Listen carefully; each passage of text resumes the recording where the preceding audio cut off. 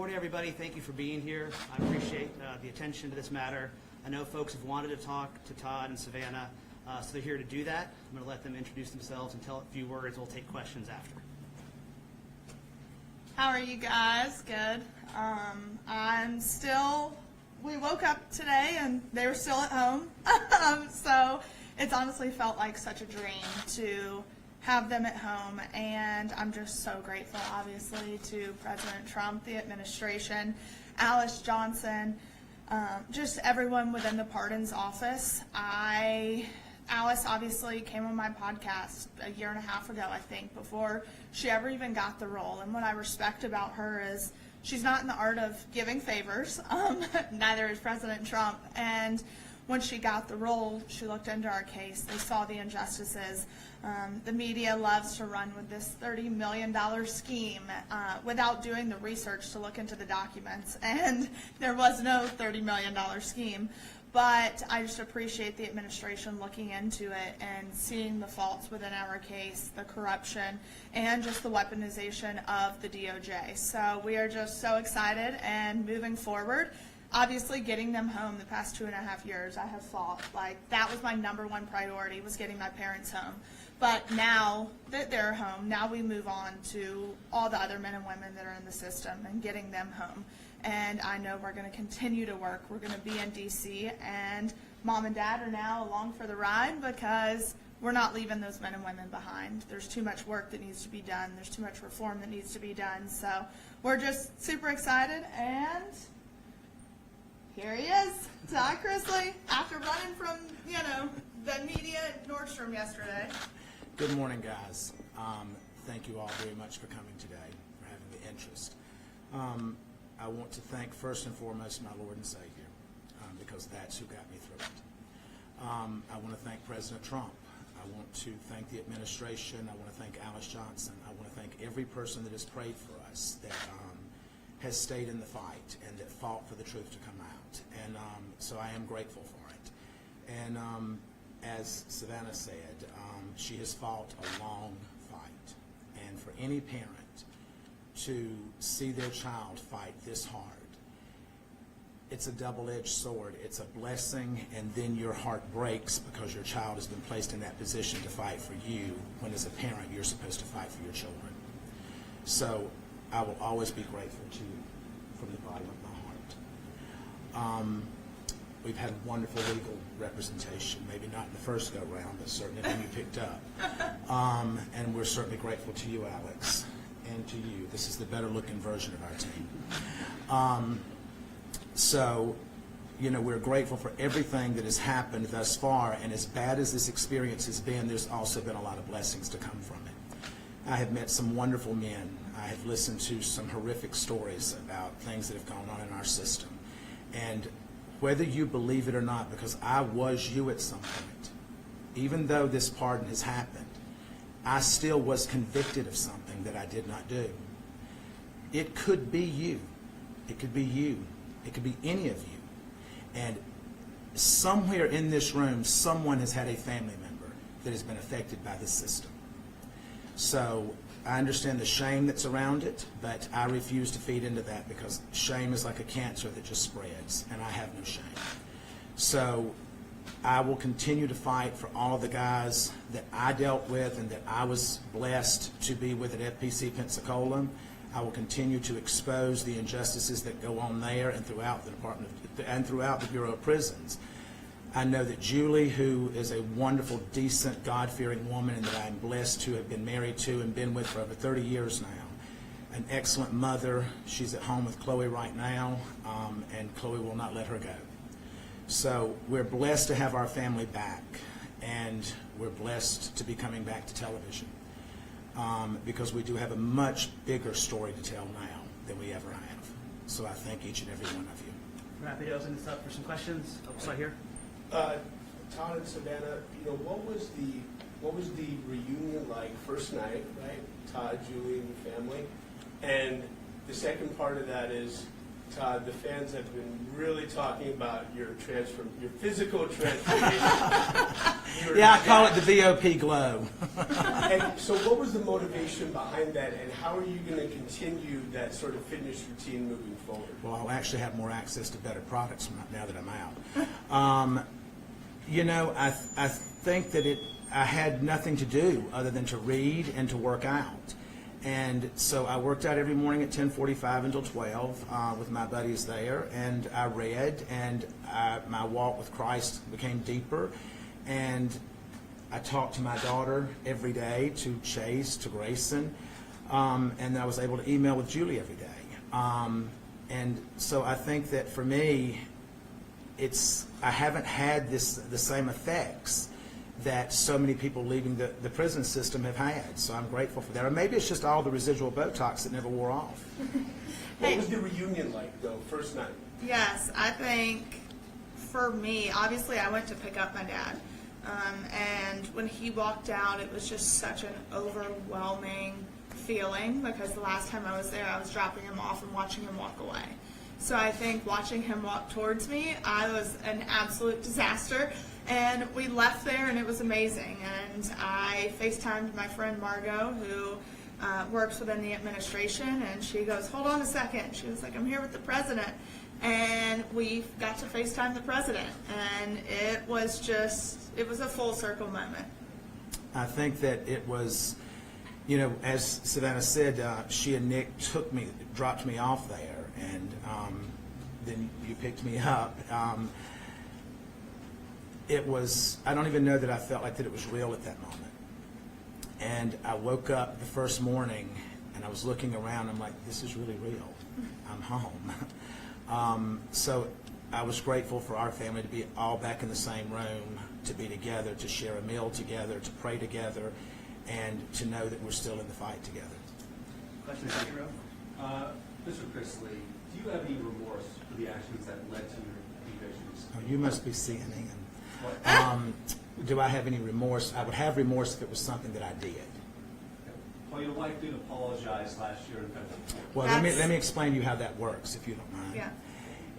You're placed in a position as a defendant to either bow down and kiss the ass of the Department of Justice and accept responsibility for things that you did not do in order to avoid a stronger sentence.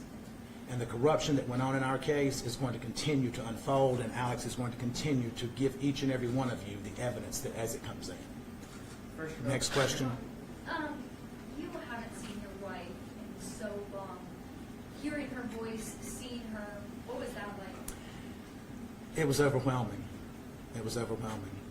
Julie and I have been together for over 30 years, and she is my best friend.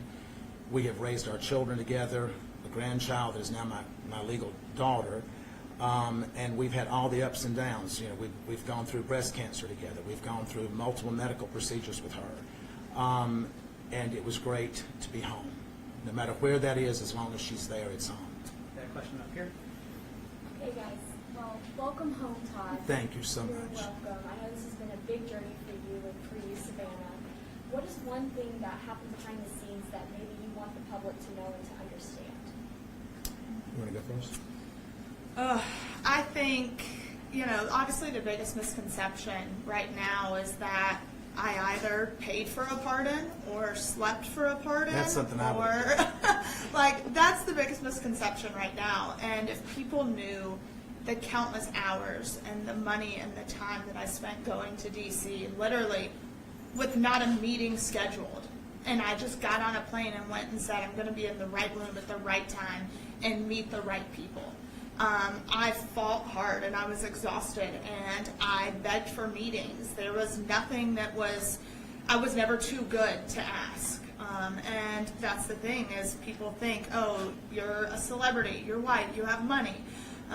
That we got an upper hand, and we didn't. I had to fight, and I was relentless, and that's how it happened. Finally, people listened. So for me, that would be something that people just don't quite understand. I think for me, watching it all unfold and listening to what she said that was coming up next, and just being consumed with pride while at the same time knowing that this is a long shot, because so many people are told no.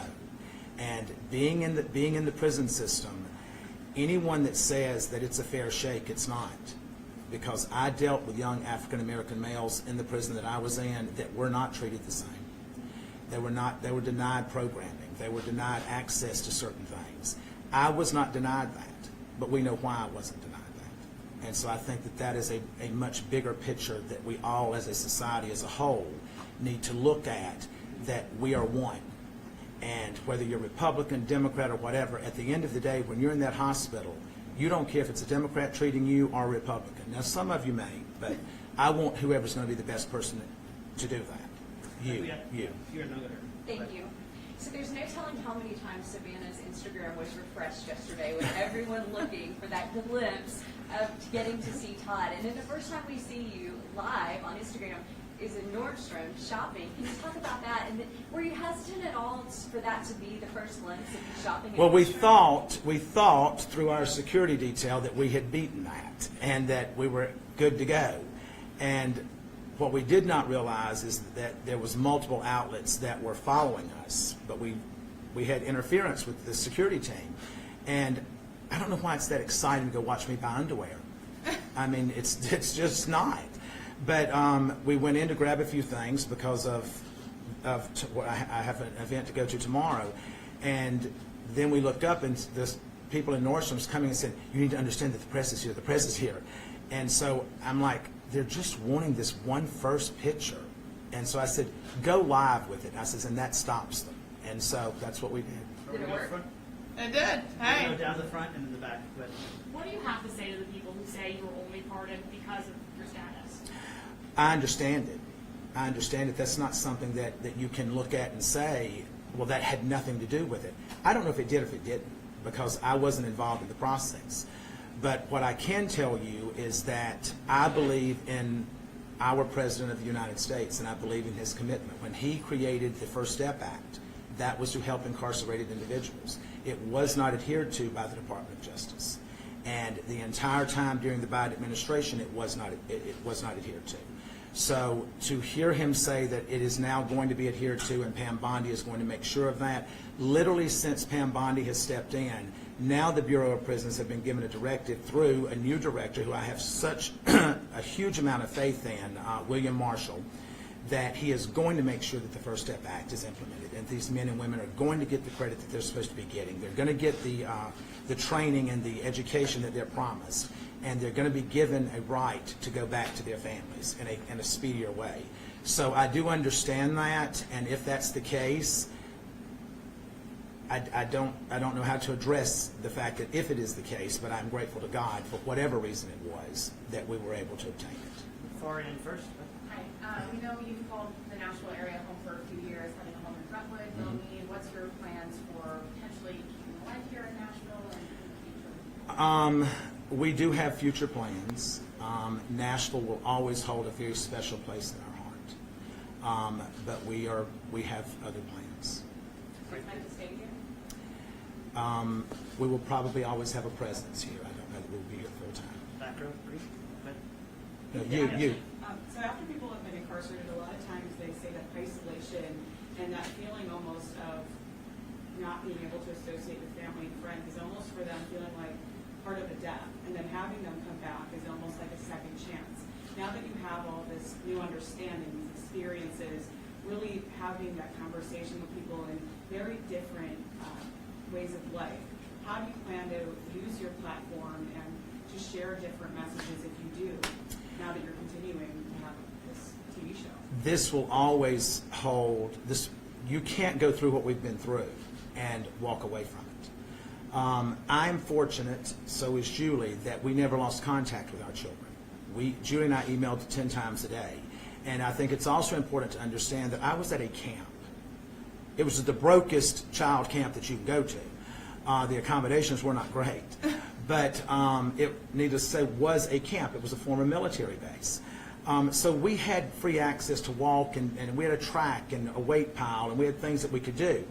But there are men there that after, I think statistically, after the first 2 years, people lose contact with their loved ones.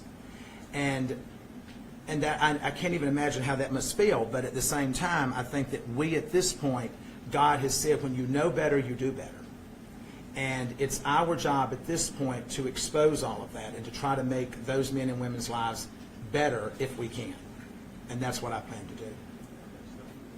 So let's take a step back and take a look forward. First of all, what were both of your first reactions to the part where you were shocked? And looking forward, tell us, your return to television, this docuseries. Can you tease what it will be like in nature, what the focus will be?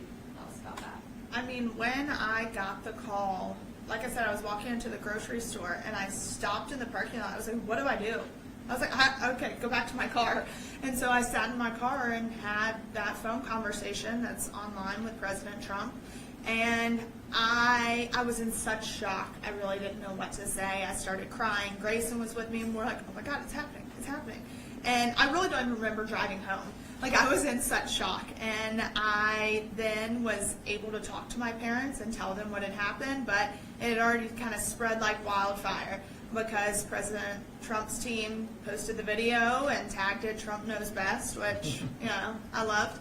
But it spread like wildfire. And when they called, they're like, is this really real? Oh my, like, it was so hard to believe that it was actually happening.